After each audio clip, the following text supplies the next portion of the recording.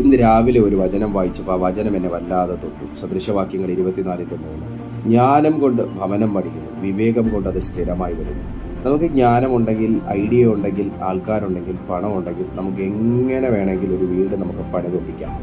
പക്ഷേ ആ ഭവനത്തെ സ്ഥിരതയോടെ നിർത്തുന്നതും ആ ഭവനത്തിനകത്തുള്ള സമാധാനവും ആത്മീയ അന്തരീക്ഷവും സ്വൈര്യതയും സ്വസ്ഥതയും ഐക്യതയും ഒക്കെ നിലനിർത്തണമെങ്കിൽ വിവേകം വേണം.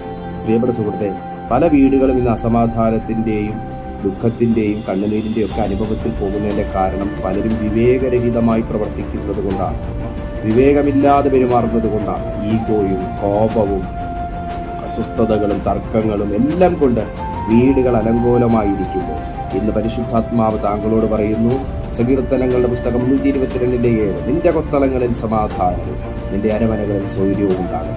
ദൈവം നൽകുന്ന വിവേകത്തിൽ ജീവിക്കുക, ഭവനം പണിയുക. ദൈവം അനുഗ്രഹിക്കുക.